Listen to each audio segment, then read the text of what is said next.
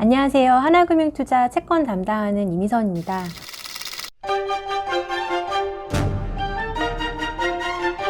어제 4월 금통위가 있었고요. 그래서 금통위 리뷰를 말씀드리도록 하겠습니다. 제가 이번 금통위의 제목을 4월 금통위 한국은행의 양적 완화의 포문을 열다라고 정했는데요. 어제 사실 금통위에서는 시장에서 특별히 그렇게 기대를 갖지는 않았었지만 예상외로 한은 총재의 어떤 스탠스의 변화가 굉장히 과감한 어떤 변화들이 확인이 됐습니다. 그래서 채권금리가 특히 장기금리를 중심으로 크게 하락하면서 채권 시장이 강세로 마감을 했었는데요. 어제 기준금리는 시장이 예상했던 대로 0.75%로 동결을 했습니다. 지난 3월에 임시금통위에서 50bp 기준금리를 인하를 하면서 나름대로 빅컷을 했었고요. 그래서 대부분 이제 기준금리는 동결될 것으로 시장은 예상을 했었고, 이번 결정에서 신인석과 조동철 2명의 금통위원은 25bp 기준금리 인하를 주장을 했습니다. 그래서 이번 동결 결정은 만장일치 결정은 아니었고요. 앞으로도 추가적인 금리 인하 가능성은 열려 있다라고 시장에서는 해석을 했고요. 이번 코로나19에 대응한 여러 가지 정책들이 많이 나왔었습니다. 체안펀드들도 있었고, 그 다음에 재정정책들도 나왔고, 기준금리 인하도 있었는데, 이런 여러 가지 정책들이 시장에 미치는 효과를 지켜보기로 한 점이 이번에 기준금리를 동결하기로 한 배경이 되었습니다. 그리고 이제 향후 적자 국채 발행으로 인해서 채권 금리가 상승할 경우에는 국채 매입을 통해서 적극적으로 시장을 안정화시키겠다라는 한은 총재의 발언이 있었고요. 이런 발언은 시장에서 예상하지 못했던 수준의 발언이었습니다. 그리고 앞으로 향후 경제 성장은 기존에 예상했던 경로를 크게 하회할 거다라고 예상을 했고요. 2008년의 금융위기와는 달리 현재는 전 세계가 코로나19로 인해서 경기 침체 위험에 직면해 있는 만큼 경기가 받는 충격의 강도도 훨씬 강하다고 언급했습니다. 이런 경제에 대한 어떤 엄중한 판단이 있었기 때문에 보다 적극적인 정책들을 내놓게 될 가능성이 높다고 보고요. 금리 인하 여력이 또 존재한다라는 언급을 했기 때문에 이번 기준금리 0.75%가 실효 하한에 도달한 것은 아니고 추가적으로 더 금리 인하는 가능성이 있다라고 생각이 됩니다. 4월 금통위 결정 이후에 이렇게 그동안 채권금리가 기준금리를 이렇게 인하를 했음에도 불구하고 이렇게 상승을 했었지만 이후에 어제 하루 동안 10년 금리는 이제 7bp 정도 하락을 했고요. 3년 금리는 어제 처음으로 이제 0.99%까지 떨어져서 이제 0%대로 국내 채권 금리가 진입을 하게 되었습니다. 그리고 지금 장기 시장에서 CP 금리도 2%를 넘었던 것이 이제 1.78% 정도까지 하락했고요. 전반적으로 완만하게 단기 시장도 안정이 되어 가고 있는 분위기입니다. 네, 그리고 이번 금통위에서는 이 RP 대상 증권에도 변화를 주었습니다. 그래서 예금보험공사 채권을 포함을 했고, 증권사들의 유동성 확보에 도움이 될 걸로 예상이 됩니다. 이제까지 한국은행이 이제 했던 것은 이제 증권사를 대상으로 해서 이제 RP 매매라고 해서 이제 보유하고 있던 채권을 하느니 매입을 해주고, 그만큼 유동성을 증권사에다가 제공해주는 이런 정책들을 썼었는데요. 지난 3월 26일에는 이전에는 국내 은행과 외은지점 5개 비은행 금융기관만 해당 대상 기관이었다면 11개의 증권사들을 추가를 했었습니다. 그리고 이제 RP 대상 증권도 예전에는 국채, 통한채, 정부보증채, 주택금융공사 MBS만 하느니 매입을 해줬다면 이번에는 4월 1일에 이제 한전, 도로공사, 가스공사, 토지주택공사, 철도, 철도도시시설공단, 수자원, 중소기업 벤처 이런 진흥공단의 채권을 다 포함을 했고요.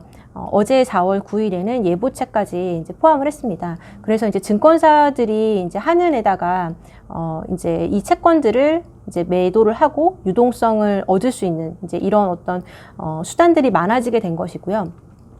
그 다음에 이제 한국은행이 할 수 있는 것은 채권 시장에서 이제 유통시장에서 이제 채권을 직접 매입을 하는 것입니다. 이런 단순 매매 증권에 3개의 정책은행 채권이 추가가 되었고요. 주택금융공사 MBS도 포함이 되었습니다. 그래서 단순 매매 대상 증권이 이제까지는 국채와 정부 보증채만이었지만 어제 금통위에서는 산업은행, 중소기업은행, 수출입은행 채권과 주택금융공사 MBS까지 포함이 되었습니다. 그렇기 때문에 금융 불안이 이제 좀 심화가 되는 어떤 시점이 됐을 때 특수은행들의 역할들이 좀 많아지게 될 겁니다. 그래서 발행도 많아지게 될 거고, 이럴 때 이제 이 은행 채권의 금리가 높아졌을 때 한국은행이 직접 매입에 나설 수 있다라는 안전망을 이제 깔아준 것이라고 생각이 되고요. 이런 부분들은 은행채 크레딧 스프레드에 전반적으로 도움이 될 걸로 예상이 됩니다. 예, 그리고 어제 이제 그 하는 총재와의 어떤 기자회견에서 나왔던 질문 중에서는 미국은 지금 일드 커브 컨트롤 전략을 도입하겠다라는 이야기들이 있는데 한국도 이런 YCC 전략을, 일드 커브 컨트롤 전략을 우리가 수용할 수 있는가라는 질문이 있었습니다. 여기에서 이제 미국이 지금 생각하고 있는 일드 커브 컨트롤 전략에 대해서 다시 한번 말씀드리면, 미국은 이번 경기 부양 패키지와 세수 감소로 인해서 올해 재정 적자가 1조에서 2.3조 정도까지 달러로 늘어날 전망입니다. 올해 국채 순발행 대비해서 전년 대비 거의 두세 배가 늘어나는 것입니다. 그래서 국채 발행이 대규모로 늘어나는 만큼 금리가 급등할 수 있는 위험이 있는데요. 그래서 장기 금리와 단기 금리를 일정 레벨에 고정을 시키는 일드 커브 컨트롤 정책에 대한 논의가 진행되고 있습니다. 2차 세계대전 당시에 미국은 전시자금 확보를 위해서 대규모 국채 발행을 했었고요. 이것은 지금 보시는 차트는 이제 검은색은 3개월짜리 미국의 당시의 단기 국채 금리이고요. 그리고 파란색은 이제 CP 금리인데요. 이 당시에 1942년부터 47년까지 단기 금리 3개월짜리는 0.375%로 고정을 했었고, 10년 초과 금리는 2.5%까지 2.5%로 유지를 했었습니다. 그래서 그 기간 동안 실제로 금리가 굉장히 안정적으로 유지가 됐었습니다. 그리고 현재 일본은 2016년부터 일드 커브 컨트롤 전략을 시행을 하고 있습니다. 한국은 지금 그래서 이런 정책을 한국도 곧 쓸 수 있느냐라는 질문에 대해서 한국이 일단 지금 3개월짜리 아까 말씀드렸던 증권사들이 이제 채권을 이제 한국은행에다 매도를 하고 한국은행이 그 3개월 정도의 돈을 빌려주는 이런 금리가 지금 0.85%입니다. 기준금리 플러스 10bp인데, 그래서 지금 이런 짧은 3개월짜리 금리는 현재 이미 고정이 되고 있다라는 하는 총재의 언급이 있었고요.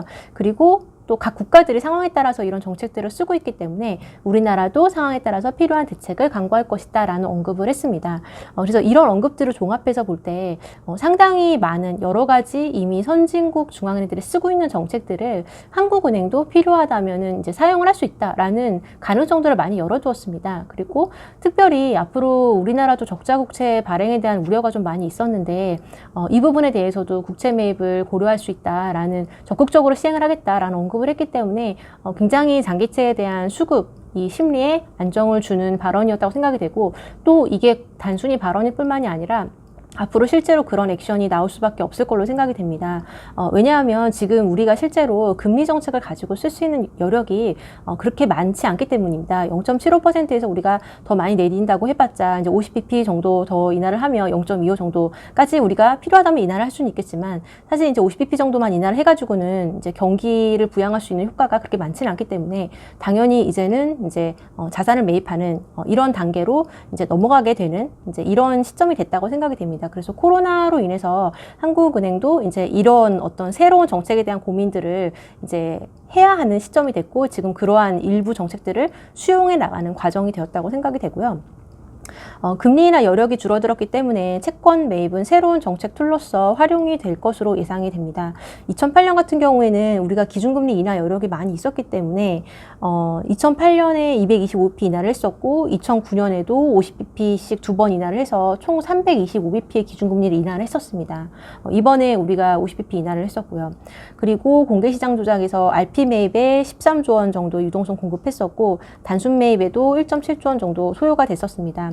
2008년 당시에 국채 잔액이 290조 정도 됐었고요. 그다음에 회사채 잔액이 80조 정도 됐었습니다.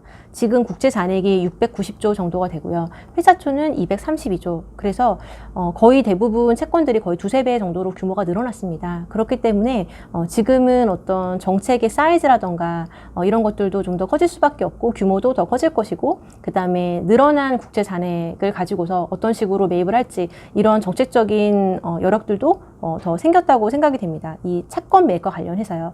그래서 이제 기준금리 인하율이 과거 대비 좀 줄었기 때문에 한국은행도 매입 채권군을 넓히거나 규모를 늘리는 이런 정책들을 좀 더 활용하게 될 가능성이 높다라고 생각이 됩니다. 일단 지금 크레딧 스프레드를 보면 은행채 같은 우량한 물 먼저 크레딧 스프레드가 줄어들고 있고요. 카드채는 아직까지는 국고채 금리 하락하는 속도를 좀 따라가지 못했기 때문에 좀 벌어지고는 있긴 하지만 국채 시장 금리가 안정이 되고 장단기 스프레드가 줄어들고 나면 이후에는 크레딧 스프레드 쪽으로도 온기가 확산이 되면서 안정이 될 수 있을 걸로 예상을 하고 있습니다. 3년 만기도 지금 조금씩 이제 줄어드는 시작을 했습니다. 앞으로 우리나라가 얼마나 적자 국채를 더 많이 발행할 수 있을까? 지금 이제 2차 추경까지 이야기가 나왔었고, 1차 추경에서 적자 국채는 11조 원으로 결정이 되었고요.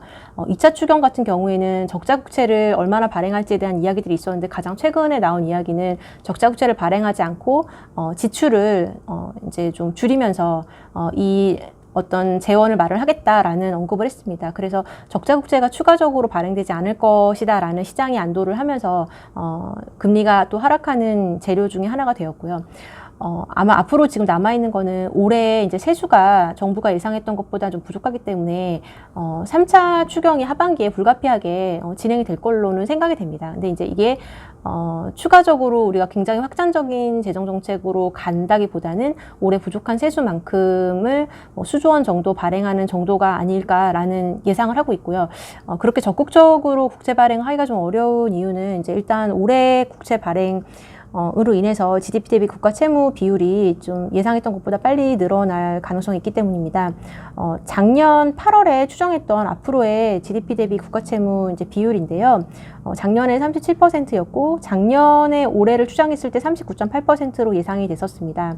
그런데 이번에 지금 1차 추경까지 감안하고 나면 이제 40%가 넘게 되는데요.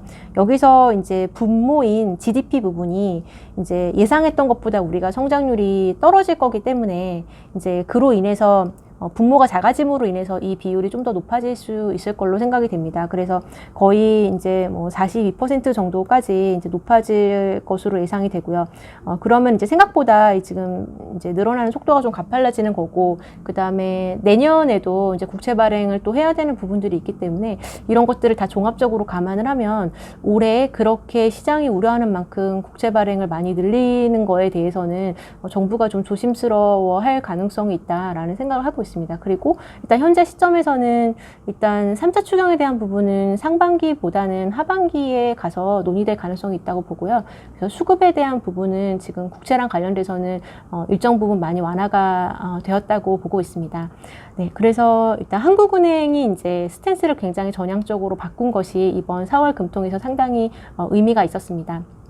앞으로 남아있는 수급에 대한 부분들이 이제 지방채나 공사채 같은 것들이 얼마나 늘어날 가능성이 있는지인데요. 다음 시간에는 그런 부분들에 대해서도 정리해서 말씀을 드리도록 하겠습니다. 네, 이상으로 오늘 발표를 마치도록 하겠습니다. 감사합니다.